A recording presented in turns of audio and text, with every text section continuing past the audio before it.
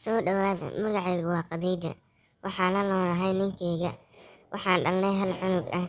Nolosheennu waa ay fiicneed ilaa laga gaaro maalin maalmaha ka mid ah. Waxaa ninkeyga laga soo ceeriyay shaqadiisa. Kadib nolosheenna aad ayay u xumaatay. Waxaa mar walba noo imaan jiray ninka guriga aan ka ijaaranay. Wuxuuna noo sheegi jiray haddaanan u dhiibin lacagtiisa inuu naga celin doono guriga. Ninkeygana muuna haynin wax shaqo ah. Waxa uu ku bari jiray inuu naga cafiyo ilaa aan ka keenayno ama uuna deymiyo. Ninkeyga waxa uu noo raadiyay guri. Waxa uu raadin jiray guri. Marka uu soo laabtay isagoo daalan muu soo heli jirin guri. Wuxuu arrinkaas ku socday ilaa 3 maalmood. Sida caadada u ahayd wax muu soo heli jirin. Maalinta afaraad ayaa uu baxay. Waxa uu raadiyay guri. Isla sidii muu soo helin guri. Waxa uu fadhiistay kursi ku yaalla maqaayad. Waxa uu ka fikirayay si uu noogu keeni lahaa guri. Kadib waxa uu imaaday nin waayeel ah oo u wacay. Wuu maqli waayay, kor ayuu ugu qayliyay. Waxa uu dhahay, Baasim imaqal. Wuxuu dhahay, anigu waxaan ahay adeerka. Waxaana saaxiib ahayn aabbaha. Waxa uu dhahay, anigu weligay kumaan arkin. Wuxuu dhahay, waxaa laga yaabaa inaad i hilmaamtay. Wuxuu dhahay, hadda maxaad iga rabtay adeer? Wuxuu dhahay, waxaan kaa lahaa arrin dan ah. Kadib wuxuu fariisiyay. Wuxuuna u sheegay inuu ogyahay inuu raadinayo guri. Ayna la'yahay guri. Wuxuuna dhahay, waxaan ku hayaa guri aan aniga leeyahay. Waxaan rabay inaa ii ilaalisaan inta aan ka imaanayo. Waxaan maqnaan doonaa muddo bil ah. Wuxuu ku dhahay, ii ilaali guriga. Ha iga jajabinin. Waxaad degi doontaa adiga ilaa aan kaaga imaan doono. Wuu farxay ninkeyga. Kadib wuxuu u soo orday dhankeyga si uu iigu bishaareeyo. Markuu ii imaaday ayuu ii sheegay. Farxad darteed Ilaahay ayaan u sujuuday aniga. Waana u mahadceliyay. Isla subaxii dambe waxaan u soo guurnay gurigii kale. Waxaan soo qaadanay alaabteena. Waxaana la qaaday alaabta. Ninkii waardiyaha ahaa nalama uusan hadlin. Wuxuu ii sheegay ninkeyga inuu waardiyaha joogi doono uuna na ilaalin doono. Habeenkaas waxaan seexanay anagoo aad u faraxsan. Manana haynin wax murug ah. Maadaama aan haysano hooy bilaa lacag ah oo naga rabin karo. Subaxdii markaan soo kacay ayaa waxaan u soo baxay jikada si aan u qariyo quraac. Markii aan imaaday miiska ayaan yaabay. Waxaan u wacay ninkeyga. Markuu imaaday ayaa asagana wuxuu yaabay. Waxaan fiirinay miiska ilaa waxaaba ku diyaarsan cunto. Waxaad moodaa cuntadaas inay diyaariyeen shaqaalo koox ah. Waxaan isweydiinay qofka diyaariyay. Wuxuu igu dhahay waxaa laga yaabaa inuu diyaariyay ninka shaqaalaha ah. Waa nin aad u fiican. Wuxuuna noo sheegay ninka guriga leh inuu anaga wax walba noo diyaarin doono. Markii aan quraacda u fadhiisanay ayaa ninkeyga la soo wacay. Isla markiiba guriga wuu ka baxay. Waxa uu imaaday shaqo. Kadib markuu baxay ayaa aniga waxaan isweydiiyay suu ku soo galay ninka waardiyaha ah. Ilaa guriga xalan waan soo xiranay furahana anaga ayuu nala yaalay. Waxaan dhahay ninka ixtiraam darna anaga hurda ayuu soo galaa mar walba. Galaaska ayaan soo qabtay. Waxaan rabay inaan cabo. Balse galaaska waxa uu isku bedelay dhiig. Galaaska ayaan tuuray. Dhulka ayuu ku dhacay waana qayliyay. Waxaan ka baqay inaan cuntada cuno. Kadib waxaan soo aaday inaan tirtiro meesha galaaska. Markii aan tirtiray anigoo tirtiraya ayaa waxaan maqlay codad badan oo ka imaanaya guriga dabaqa dhankiisa. Codadkaas waxa ay ahaayeen kuwo boodbood iyo qosol ah. Waana ka dhamaystiri waayay tirtiritaanka cabsi daraadeed. Kadib waan soo istaagay anigoo cabsanaya. Markii aan cabaar baqay ayaan geesinimo iska dayay. Waxaan soo aaday qolka wiilkeyga. Waxaan TV-ga ka daaray quraan. Kadib waan fadhinay si aan u sugno ninkeyga. Markii uu noo imaaday ayaan u sheegay inaan gurigan fadhin doonin. Wuxuuna ii dhahay, guriga kor ayaa waxay degan yihiin dad. Sidaas daraadeed ayaad ku maqashay codadkan intuu igu qoslay. Kadib aniga hadalkiisa waan ku qancay. Iskumana dayin inaan ka hor imaado. Laakiin aniga hadalkiisa kuma aan qanacsanayn. Waxaan aaminsanaa wax kale. Subaxdii dambe ninkeyga waxa uu aaday shaqada. Si uu u soo daydayday shaqo. Kadib aniga waxaan soo seexiyay cunugeyga. Waxaana soo aaday musqusha si aan u qabeysto. Intaan musqusha aadin quraan ayaan daaray. Kadib ayaan musqusha galay qaybta qabeyska. Anigoo qabeysanaya ayaan maqlay codadkii shalay oo kale. Waan isdejiyay waxaana dhahay waa sidii shalay camal. Kadib ayaa hal mar waxaa dantay korontadii. Waan baqay anigoona qabeyska dhameysan ayaan waxaan u soo cararay dhanka qolka wiilkeyga si aan u fiiriyo inuu joogo in kale. Kadib sariirta asaga muu joogin. Waxaan qayliyay. Kadib waxaan soo aaday qolka fadhiga. Kadib waxaan arkay cunugeyga oo jiifo meesha. Markaas ayaan farxay. Waxaana ku soo orday asaga. Maalintii dhan waxaan isweydiinayay qofka keenay xaggaas.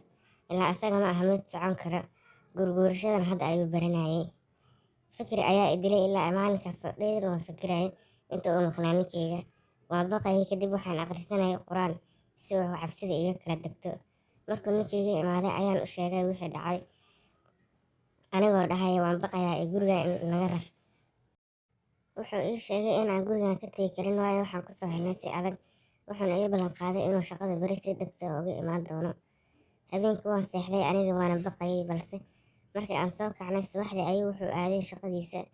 Aniga guriga waan ka baqay waxaan is dhahay bannaanka qaybta beerta iska fadhiiso. Cunugeyga ayaan soo qaatay. Kadib waxaan arkay duq fadhiso geed hoostiisa. Waxaan is dhahay waa cidda deriska ee kor degan. Waxaan u soo istaagay si aan u soo barto ayada oona u soo salaamo. Balse markii aan kusii dhawaaday ayada waa iga sii carab fogaanayeen ayada iyo geedkaba. Si u fogaanaysa ayaa hal mar waxaa ka kacay dab meesha ay fadhisay. Waxaana gubtay ayada iyo geedkaba. Anigu waan qayliyay kadib dhulka ayaan ku suuxay. Si aan u suuxsanaa saacado ayaa waxa ii imaaday ninkeyga. Wuxuuna dhahay maxaad la jiiftaa bannaanka. Marka aan soo fadhiistay ayaan waxaan bilaabay oohin. Waxaana u sheegay wax walba oo dhacay. Waa la i soo kaxeeyay waxaana i keenay guriga. Markii guriga uu i keenay ayaa waxa uu bilaabay inuu i saaro quraan. Wuxuu quraanka i saaray waxaan maqalnay alaabta jikada oo jajabaysa. Mana joogin qof kale. Markii aan soo fiirinay ayaa waxaan aragnay duq jajabinaysa alaabta jikada ayadoo xanaaqsan. Wuxuu i weydiiyey ninkeyga inay tahay midii maanta aan arkayay. Waxaan dhahay waa ayada. Kadib ayada ayuu kusoo joostay isagoo xanaaqsan. Waxa uuna ku dhahay yaa tahay isku kay sheeg. Waxay dhahday anigu waxaan ahay jin. Waxaan degnaan jirnay gurigan. Qabiilkeyga iyo anaga oo idil waxaana na dilay ninka guriga iska lahaa. Adinka waxaan ugu talagalay inaan indilo balse maadan cunin cuntadii sumaysneed. Laakiin waxaan dhaar ku marayaa inaan ingubi doono si aad u gubteen dadkeyga oo dhan. Waxaan ku soo cararnay albaabka balse albaabka ma uu noo furmeynin iyo daaqadaha. Ayadana aad ay u qaylinaysa waxayna dhahaysay igama fakan kartaan waa inaan ingubnaa. Waxaan isku soo xirnay qolka kadib ayaan wacnay ninkii iska lahaa guriga. Laakiin moobilkiisa waa u damsanaa. Wuxuu dhahay cunugan haay waxaan aadayaa qaybta kore si aan meeshaas uga soo badbaadno. Balse markii wuu soo noqday waayo aan ogaanay in ay jaraanjarta halkaas ku ekeyd. Mana jirin qayb kore oo uu sheegay ninka. Waxa uuna nagu qiyaamay halkaas. Waxaan ku fikiraynay waxa aan samayn lahayn. Isla markii waxaa la soo wacay moobilka ninkeyga. Markii uu qabtay ayaa wuxuu noqday ninka guriga iska lahaa. Wuxuu u sheegay wixii dhacay. Wuxuu isku dayay inuu inkiro laakiin ninkeyga ayaa ku adkeeyay. Markii dambe wuu qirtay waxa uuna dhahay waxaan kuugu talagalay jinkaas inaad adiga u dhammayso. Waayo waxaa tahay nin iimaan adag. Waxaana tahay nin baari ah. Salaadana mar walba waa tukataa xaafid quraanna waa tahay. Ee isku day inaad jinkaas u dhammayso. Kadib moobilka ayuu jaray ninkeyga intuu la hadlinba. Kadib ninkeyga wuu soo istaagay si uu u fiiriyo qayb ka soo baxay albaabka. Waxa uu arkay guriga dhammaale oo nagu gubanayo. Waxa uu dhahay haddaan halkaa kusii jirno wayna gubaysaa islaantan waxaan samaynayna ma aqaano. Wuxuu dhahay aniga ayaa xal haaya. Wuxuu qaaday masaasada cunugeyga oo ku cabayay biyaha. Waxa uu dhahay halka tan ayuu ku jiraa. Markii aan weydiiyay ayuu dhahay adiga iska fiirsan.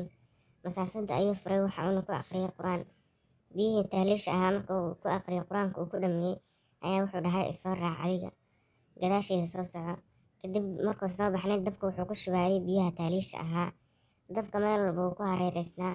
Balse markii biyaha lagu shubo biyaha way daminaysa biyaha taaliisha ilaahay idinkiis. Mana na gaarin wax dhib ah anaga. Markii aan soo baxnay ayaa waxaa naga soo daba kacay islaanta duqda ahayd. Waxay dhahdeen ma waxaad rabtaa in ay gubtaan si aad u gubteen qabiilkeyga oo dhammaale. Ninkeyga lama u hadlin balse waxa uu akhrinayay quraanka. Wuxuuna ku shubayay taaliisha. Way ay qaylisay hal mar ilaa laga maqlo qaylideeda anigana waan qayliyay.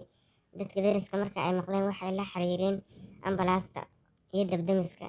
Dabdamiska ayaa imaaday waxay ina daminaysay dabka. Anaga waan soo baxnay waxaana ka soo baxnay guriga anagoo nabad qabna. Kadib ninkeyga iyo sheekh ayaa waxay u soo laabteen islaantii. Si ay ugu aqrinayeen quraanka ayaa waxay dhulka ku dhacday. Waa ayna gubatay hal mar.